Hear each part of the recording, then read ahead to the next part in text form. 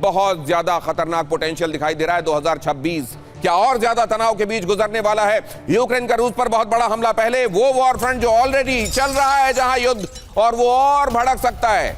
जब ये ट्रंप की तरफ से उम्मीदें जाहिर की जा रही हैं कि बस अब बहुत करीब हैं हम पीस ब्रोकर करने के, तो क्या असल में होने उल्टा वाला है।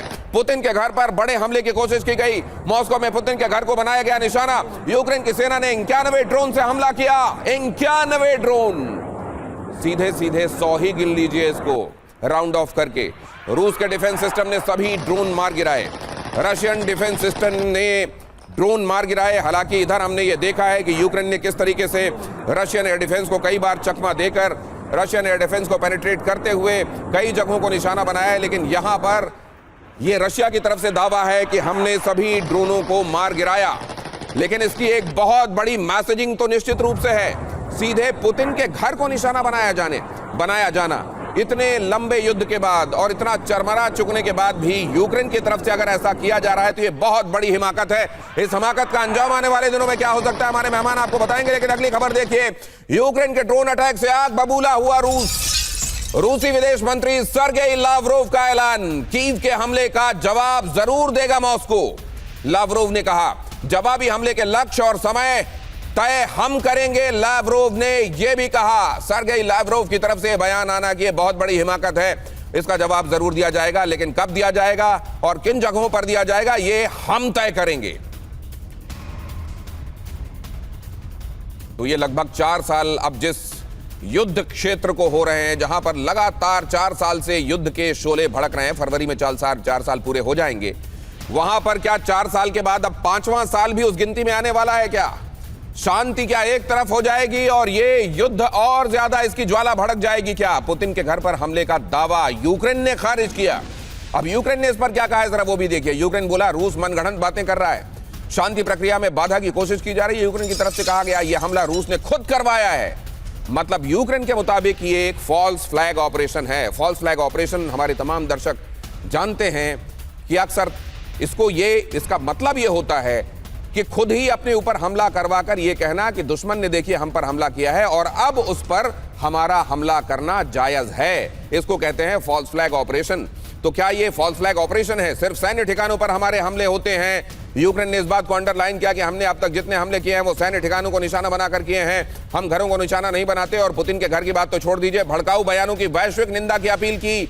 यूक्रेन की तरफ से यह भी कहा गया कि इसको लेकर जो बयानबाजी हो रही है वो प्रोवोकेटिव है और वैश्विक निंदा होनी चाहिए। ऐसे समय में इस तरह की बातें बहुत गैर जिम्मेदाराना है और इनकी पूरी दुनिया में निंदा होनी चाहिए।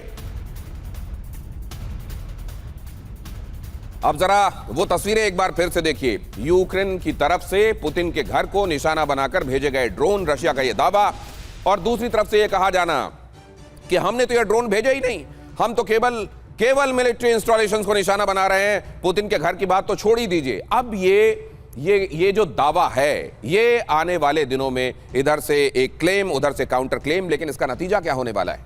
इसका नतीजा निश्चित रूप से होने वाला है कि जंग की ज्वाला और भड़केगी। तो फिर उस पीस प्लान का क्या होने वाला है? फ्लोरिडा में मामला वैसे ही परवान नहीं चढ़ पाया, सिरे नहीं चढ़ पाया, तो अब क्या यह मामला डिरेल होकर ऐसा हो जाएगा कि फिर पटरी पर आएगा ही नहीं? जरा देखिए यहां क्या हुआ है। यूक्रेन की तरफ से ड्रोन गए मॉस्को में, पुतिन के घर पर ताबड़तोड़ अटैक। अगर वैसे आप देखें तो यह बहुत बड़ी हिमाकत है। पुतिन को सीधा सीधा चैलेंज है कि बाकी सब तो छोड़ दो, डोनबास की बात छोड़ दो, तुम ये कहना छोड़ दो कि हमारी जमीन ले लोगे, हम तो तुम्हारे घर में घुसकर, तुम्हारे वाकई घर में घुसकर तुमको अटैक करने की हमारे अंदर सलाहियत है। ये एक तरीके से उस तरह का स्टेटमेंट और मैसेजिंग है। पुतिन के घर पर ताबड़तोड़ अटैक, यूक्रेन का मॉस्को पर ड्रोन हमला। ये जो आप देख रहे हैं इसके बहुत बड़े मायने हैं। मान लीजिए कि एक भी ड्रोन पुतिन के घर को नुकसान नहीं पहुंचा पाया, लेकिन अगर यूक्रेन की तरफ से ये किया गया है तो ये बहुत बड़ी पॉस्चरिंग है और ये बहुत बड़ा एक तरीके से साइकोलॉजिकल एज लेने की कोशिश भी है। लेकिन अगर ऐसा है तो बाद में इससे डिनाई क्यों किया गया?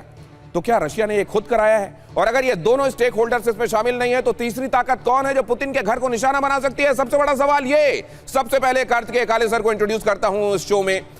कोमोडोर कार्तिकेय काले, डिफेंस एक्सपर्ट, हमारे साथ इस चर्चा में शामिल हैं। बाकी मेहमानों से आपका परिचय कराऊंगा, लेकिन एक क्विक कमेंट में सर लेना चाहता हूं। ये तो बहुत बड़ा सस्पेंस है। यूक्रेन कह रहा हमने किया नहीं, पुतिन अपने घर में खुद ड्रोन अटैक करवाएंगे क्यों? इससे तो बहुत एक तरीके से फजीहत होगी। तो फिर तीसरा कौन हो सकता है? दिनेश जी देखिए, इसमें तीसरा तो कोई डेफिनेटली कोई प्लेयर नहीं है जो इतना बड़ा रिस्क लेगा और एक ऑनगोइंग वॉर के बीच में अपने कुछ जो मतलब हथियार हैं, यदि हम ये माने ये यूक्रेन और रशिया के नहीं थे, तो ऐसा कोई तीसरा प्लेयर है नहीं इस गेम में। और देखिए इन एनी केस पूरा टाइम जब भी कभी तो कौन है सर? अगर तीसरा नहीं है तो इन दोनों में से कौन है? क्या यूक्रेन ही है? देखिए ऐसा होता है कि यूक्रेन के इटसेल्फ भी, देखिए इन सब को ना ब्लीट्सक्रीग एक्शंस, एक बहुत पुराना टर्म है वर्ल्ड वॉर 2 का ब्लीट्सक्रीग, जिसको जर्मनी नाजीज ने बड़ा फेमस बनाया था। बेसिकली उसका मतलब होता है एकदम एक जबरदस्त, एक बहुत ही शॉकिंग और बहुत ही तेज आक्रमण। अब ये ज़बरदस्त तेज आक्रमण जो है कई बारी लीडरशिप पे भी हो सकता है, कई बारी इश्यूज ऑफ सिग्निफिकेंस पे भी हो सकता है। दैट मीन्स कि आपके कोई बड़ा इंडस्ट्रियल बेस है उस पर भी हो सकता है।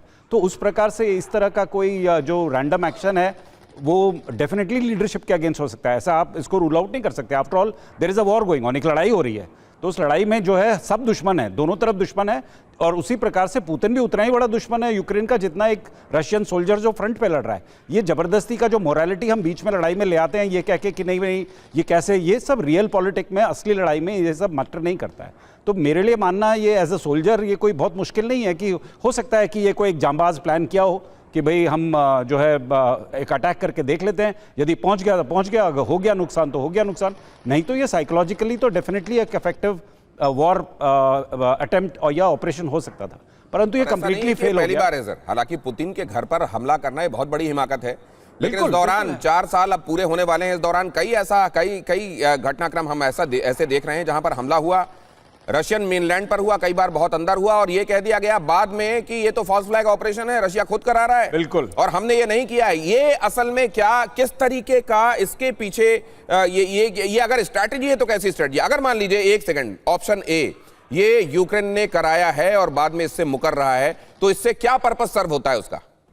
बेसिकली ये एक डिटर्मिनेंट एक्शन था, ये एक विजिबल एक्शन था। दैट मीन्स ये दिखाने के लिए कि हम किसी भी सीमा तक जा सकते हैं। देखिए इस समय यूक्रेन की पोजीशन तो वीक है मान लिया जाए, परंतु यदि पुतिन पे हमला होता है और यदि अटैक सक्सेसफुल होता है कि ऐसे किसी की इशू पे, एरिया पे ऐसा हमला होता है जिससे कि टाइड ऑफ टर्न, जिसे बोलते हैं ना, वॉर का टाइड जो है वो टर्न हो सकता है या उस पर सिग्निफिकेंट डैमेज आ सकता है, तो डेफिनेटली वो कोई भी लड़ाई करने वाला। अब ये ऑप्शन बी, रशिया ने खुद ये हमला कराया होगा, इसकी संभावना ये कितनी लगती है आपको? इसकी संभावना कम है। देखिए मतलब एक फुल फ्लेजेड वॉर जो रशिया जीत रहा है और जो वॉर कंटिन्यू करना चाहता है, और देखिए जो अभी पीस टॉक्स हुई है हमारा लार्गो में, उसमें कोई भी ऐसा सिग्निफिकेंट कोई ऐसी ब्रेक थ्रू नहीं हुई है कि आप बाहर आके। यस, महत्वपूर्ण बात सर, अब आपने दोनों बातें कह दी। सबसे बड़ी संभावना यह कि यूक्रेन ने किया, इससे अपना रेजिलियंस भी दिखाया और यह भी दिखाया कि अगर हम अपनी पर आ जाएं तो हम कहां तक जा सकते हैं।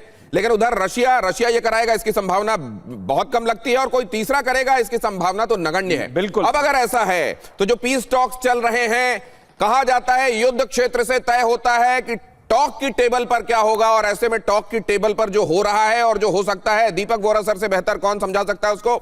एम्बेसडर दीपक वोरा भी हमारे साथ इस चर्चा में शामिल हो रहे हैं, बहुत स्वागत है सर। बाकी मेहमानों से भी आपका ग्रेजुअली परिचय कराता हूं, पहले दीपक सर से कमेंट लेता हूं। सर, इसका असर पीस टॉक्स पर पड़ता देखते हैं आप, या ये इस समय ये चलता रहेगा और उधर बातचीत भी चलती रहेगी? बहुत बहुत धन्यवाद सर। मेरी आवाज आ रही है आप तक? बहुत क्लियर एंड लाउड सर। आप मुझे सुन पा रहे हैं सर? एकदम sir. Hello sir. Yes sir, loud and clear, please go ahead sir. Thank you. Sir मैं इस समय गुजरात के एक बहुत दूर दराज इलाके में हूं, तो इंटरनेट आता है चला जाता है, बट इस समय काफी स्टेबल है। आपने सवाल ये पूछा है कि एक तरफ तो पीस टॉक्स चल रही है, कौन सी पीस टॉक्स सर? मारा-लागो में जो ये बेगिंस्की गया था ट्रम्पिंस्की से मिलने के लिए, नथिंग, जीरो। ट्रंप ने देखा नहीं था किस तरह से उसका आगमन किया, और फिर जब वो टेबल पे बैठे कहता है भूख लग रही है, खाना मंगवा दूं तेरे लिए। This is not a meeting, सब मजाक था। बेसिक इशू 3 चीज है, सब जल्दी से बता देता हूं। पुतिन क्या कहता है? नो नेटो, आपकी फौज कम नंबर में होगी और जो इलाके मैंने कब्जा कर लिए वो मेरे हैं।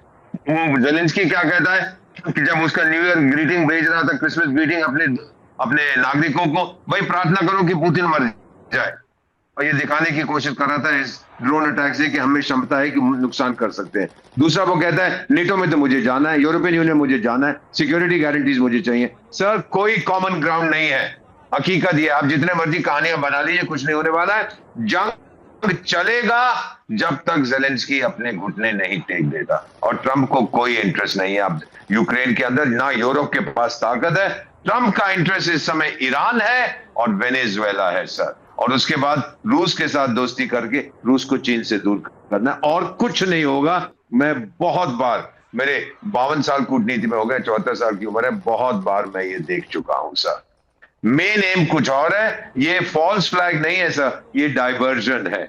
दुनिया का ध्यान उस तरफ चला जाए और यहां पर आप कुछ और ही कर रहे हैं। जैसा कि आई कंक्लूड सर, बांग्लादेश में भी वो जो बेगम खालिदा जिया के बारे में, उसका बेटा उसको मिलने गया था, बड़ा इमोशनल रियूनियन, अरे उसको मरे हुए 1 महीना हो गया, तभी तो उसको इंग्लैंड नहीं ले गए थे, कतार की एम्बुलेंस नहीं आई, क्या बकवास करते हैं। She was dead, she was on a ventilator, तो उसका बेटा दौड़ के वापस आया है। तो ये कहानियां बनाते हैं सर जो ये गवर्नमेंट्स होती हैं, ताकि अटेंशन किसी तरह से डाइवर्ट हो जाए। वही चीज इस समय यूक्रेन रूस में हो रही है। अब मेरे साथ जुड़ रहे हैं विनय शुक्ला सर भी, आप जानते हैं सीनियर जर्नलिस्ट हैं और पीटीआई रशिया के वो ब्यूरो चीफ भी रह चुके हैं, उनका स्वागत करता हूं। सर, दीपक वोरा सर ने एक स्टेटमेंट बहुत बड़ा ये दिया है कि असल में ये कोशिश ही नहीं है, कोशिश करते हुए दिखाई जरूर दुनिया को दे रहे हैं ट्रंप, लेकिन ट्रंप का फोकस ही नहीं है कि यहां युद्ध में कोई विराम हो, युद्ध में शांति आए, और पुतिन को भी ये बात क्लियर है कि उसको मारते जाना है यूक्रेन को। और यहां जो हुआ है, मॉस्को में जो हुआ है, ये असल में ये इसको लेकर कुछ भी निश्चित रूप से नहीं कहा जा सकता कि ये यूक्रेन की तरफ से है या ये रशिया का फॉल्स फ्लैग है, लेकिन इससे कोई फर्क नहीं पड़ता, इससे कोई फर्क नहीं पड़ता। कम से कम पीस को लेकर जो टॉक्स चल रही है कोई फर्क नहीं पड़ेगा, क्योंकि पीस वैसे भी नहीं होनी। आपका नजरिया? बिल्कुल, एम्बेसडर वोरा ने बिल्कुल साफ कहा है, जो बिल्कुल क्लियरली उन्होंने बताया है, क्योंकि वो तो राजनीतिक हैं, वो अच्छी तरह से इन बातों को समझते हैं कि ये सब फॉल्स फ्लैग की क्या पीस का कोई नहीं होने वाली है, क्योंकि राष्ट्रपति पुतिन ने साफ कह दिया है कि वो मतलब टेरिटरी जो ली है उस पर कोई वो नहीं होगा, सुलह नहीं होगी, उस पर वो लेके रहेंगे। और जो पूरा अगर नहीं होता है एग्रीमेंट, तो मान लीजिए सर ये असल में पीस अगर पुतिन जो कह रहे हैं वो मान लेता है यूक्रेन, तो संभव है, वरना संभव नहीं है। अब ये बताइए, ये जो हमले हुए हैं इसको कैसे देखा जा रहा है मॉस्को में, ये ड्रोन अटैक? ये ड्रोन अटैक एक्चुअली मॉस्को में नहीं हुए हैं, मॉस्को में 27 हुए थे उस दिन, पर उनको यहाँ गिरा दिया गया था कई जगह पर। ये मॉस्को के बाहर डोमगर्द इलाका है, रीजन है, वहाँ पर हुए हैं।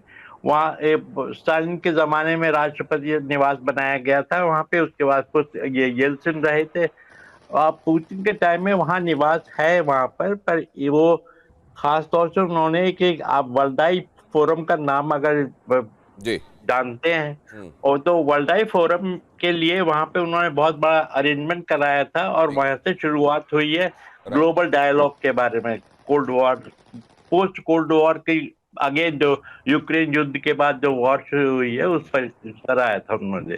तो इसका सिग्निफिकेंस उस हिसाब से भी देख लीजिए कि क्या वाकई इसको पुतिन के घर पर हुआ हमला माना जाए, और दूसरा ये भी सिग्निफिकेंस देख लीजिए कि क्या इसका कोई असर पड़ता है दो चीजों पर, कि युद्ध चलेगा या रुकेगा।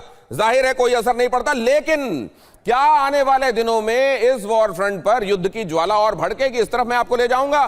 दो और मेहमान हमको ज्वाइन कर चुके हैं, युक्तेश्वर जी जो कि साइनोलॉजिस्ट हैं, चाइना मामलों के जानकार हैं, हमारे साथ इस चर्चा में जुड़ रहे हैं, खुद चाइना से, उनका भी स्वागत करता हूं। जावेद गफ्फारी पत्रकार हैं पाकिस्तान में, वो भी हमारे साथ इस चर्चा में जुड़ रहे हैं, उनका भी स्वागत करते हुए जरा ये देखिए, पुतिन पर हमले के बाद गुस्से में है ट्रंप, मॉस्को में पुतिन के घर पर हमला ठीक नहीं, ट्रंप ने कहा।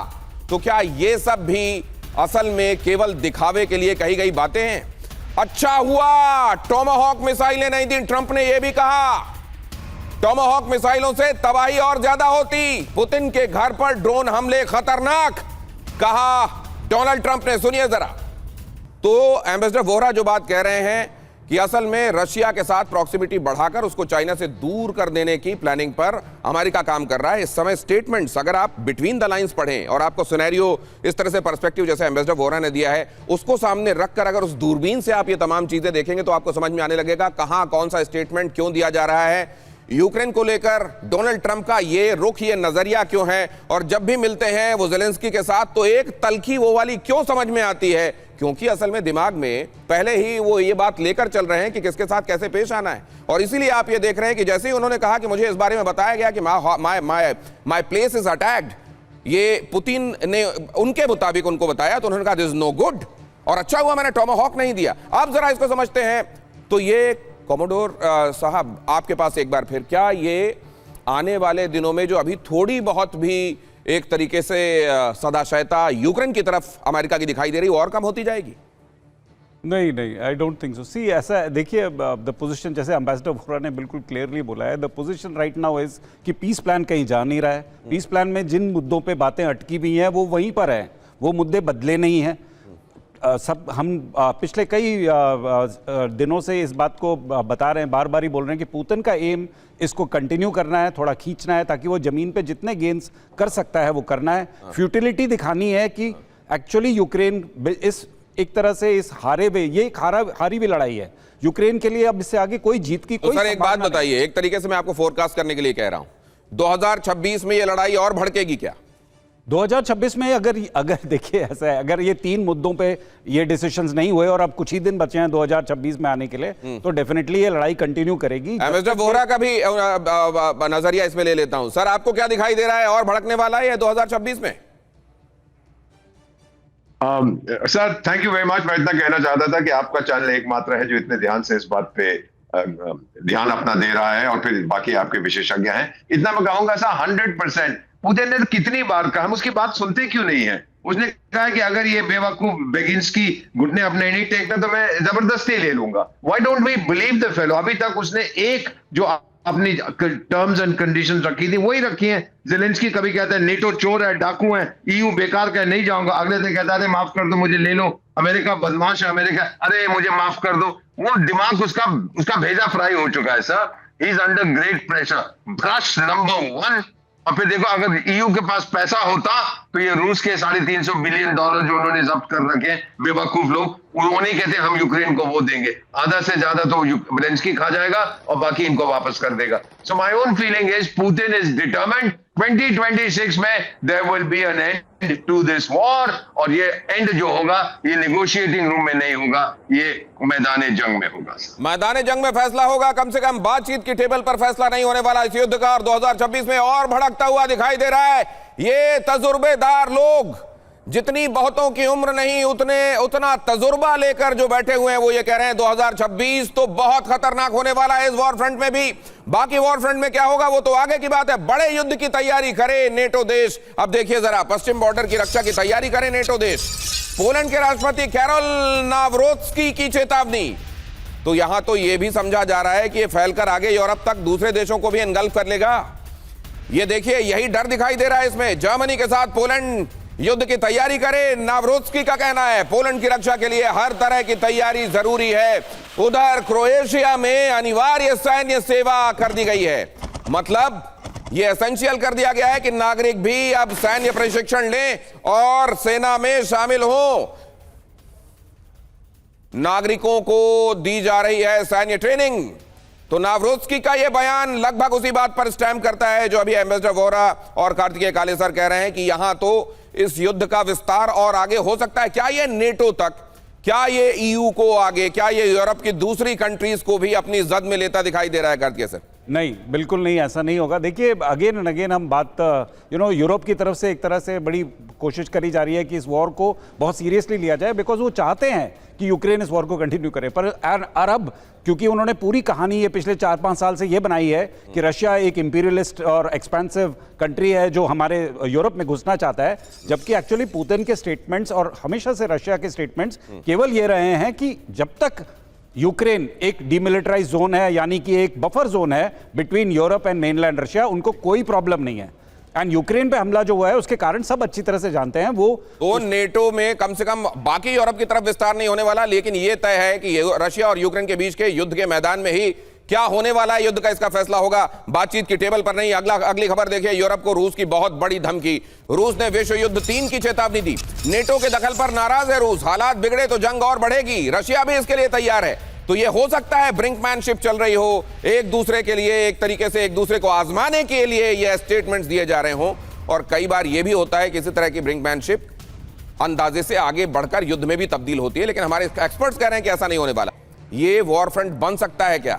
ये फ्लैश पॉइंट के तौर पर तो गिना जाता है, लेकिन ये फुल स्केल वॉर की तरफ भी चला जाएगा क्या मामला? चीन और ताइवान, चाइना ताइवान तनाव भी चरम पर पहुंचा। चाइना ने ताइवान स्ट्रेट में सैन्य गतिविधियां बढ़ाई। चीन ने ताइवान को 5 तरफ से घेर लिया। 24 घंटे में 90 से ज्यादा चीनी विमानों की घुसपैठ। अब यहां पर देखिए, चीन जिस तरीके का युद्धाभ्यास कर रहा है वो प्रोवोकेटिव है, वो इंटिमिडेटिंग है। क्या आने वाले दिनों में फुल स्केल वॉर की तरफ मामला जा रहा है? हालांकि ताइवान ने भी अपनी तरफ से तैयारी की है और अमेरिका भी ये बताता रहा है कि ऐसा कोई एडवेंचर करना चाइना के लिए ठीक नहीं होगा, लेकिन चाइना ने लगातार ये बताया है कि ये तो वक्त की बात है तो हमारा ही हिस्सा। अब जरा देखिए, ताइवान के नजदीक चीन की सबसे बड़ी सैन्य मूवमेंट।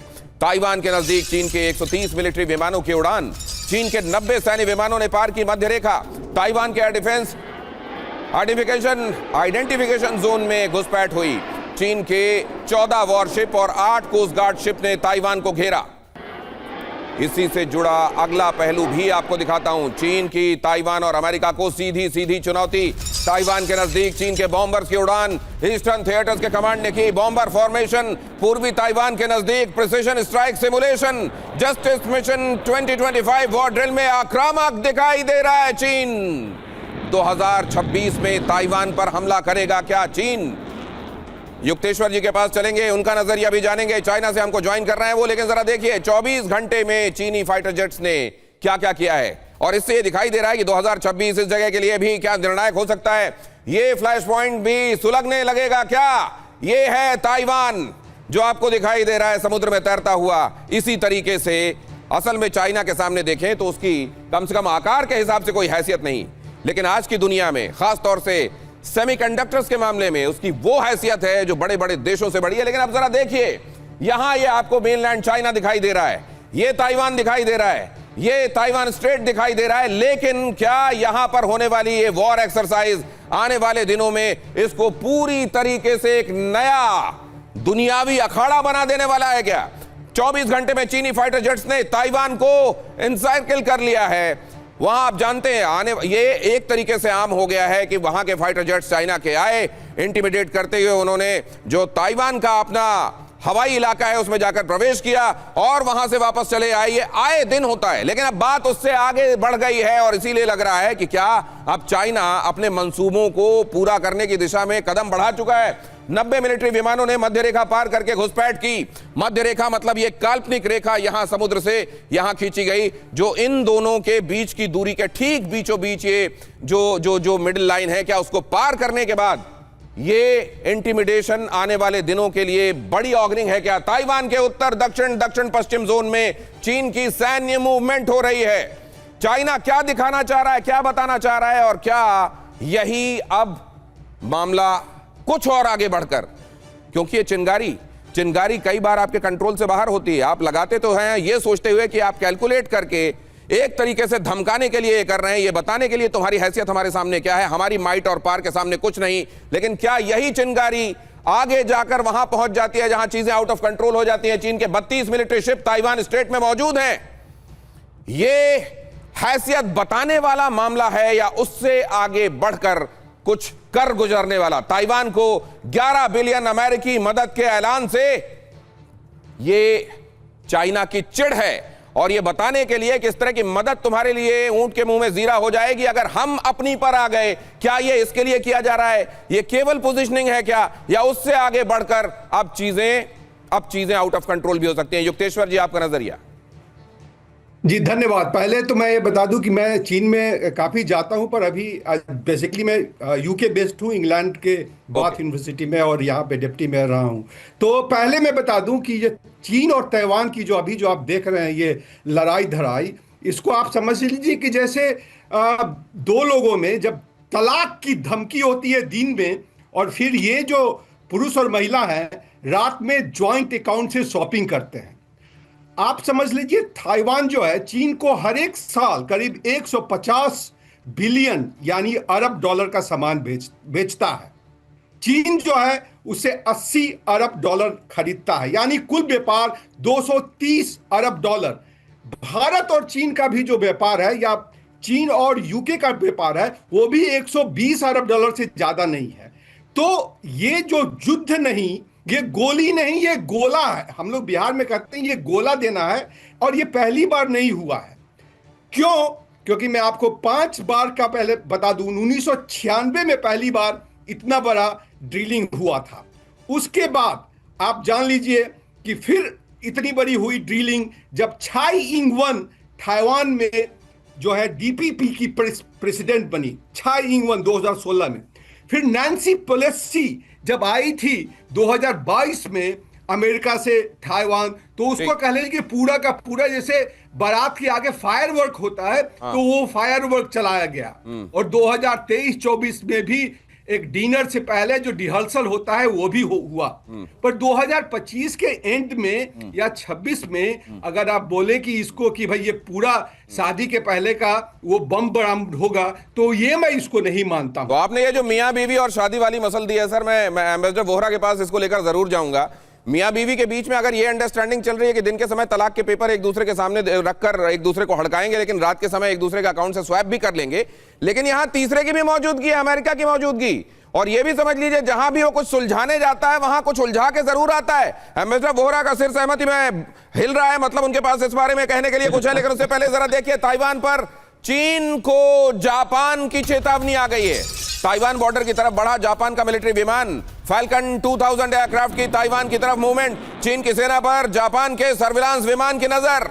तो ये देखिए, ये मामला इस तरफ तो बढ़ गया है कि तुम ऐसा मत करना वरना हम भी शामिल हैं। तो अब ये बेशक ये मानिए कि अभी तक ये नौटंकी चल रही है, लेकिन नौटंकी कब सीरियस हो जाएगी इसकी गारंटी कौन ले सकता है।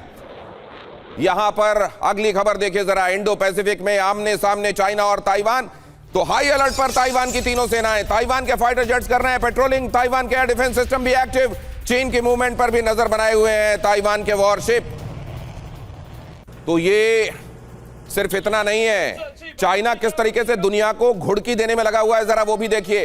दुनिया में परमाणु हथियारों का खतरा बढ़ा, चाइना ने तेजी से बढ़ाया अपना परमाणु भंडार, वॉरहेड का उत्पादन चाइना ने तेज किया, चीन के परमाणु हथियारों की संख्या बढ़ी। तो केवल ताइवान को इनसिक्योर करने का मामला है चाइना का, ऐसा नहीं है। पूरी दुनिया को यह बताने का मामला है कि अब पूरी दुनिया का, अखी दुनिया का किंग कौन? चाइना। ये कहते हुए दुनिया इस बात को तस्लीम करे। अब जरा देखिए, चीन के परमाणु हथियार बढ़े। सिप्री की रिपोर्ट में यह दावा किया गया है, ये चीन परमाणु वॉरहेड क्षमता लगातार बढ़ा रहा है, यह सिप्री की रिपोर्ट कहती है।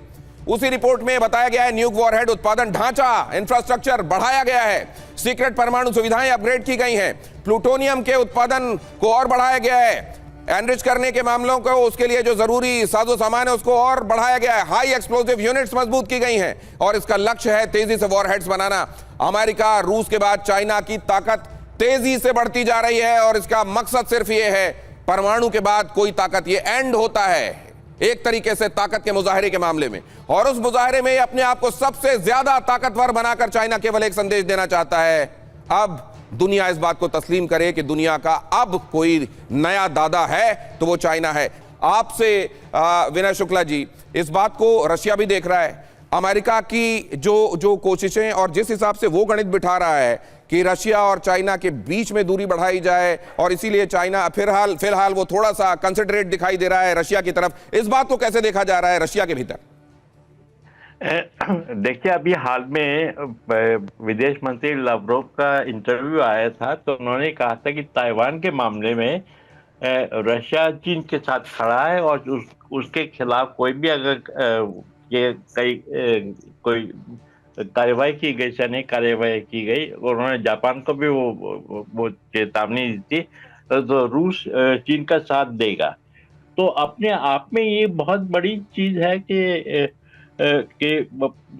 रूस ने खुलकर जो है चीन का ताइवान के मामले में साथ देने का वो ऐलान किया है। तो ट्रम्प जो चाहते हैं कि रूस में जो के आर्कटिक इलाके में बहुत बड़े अकूत गैस और उसके भंडार हैं, वो उसमें हिस्सा चाहते हैं, इसीलिए वो चाहते हैं। और रूस ने भी कहा है कि हम चाइना को नहीं देना चाहते हैं पूरी तरह से। तो ये मामला बहुत एक तरह से ताइवान का मामला है, दूसरा रूस के साथ अमेरिका के जो आर्थिक सहयोग है, जो आगे वो ग्लोबल वार्मिंग की वजह से उस इलाके में पूरी जगह सब चीजें भंडार खुल जाएंगे।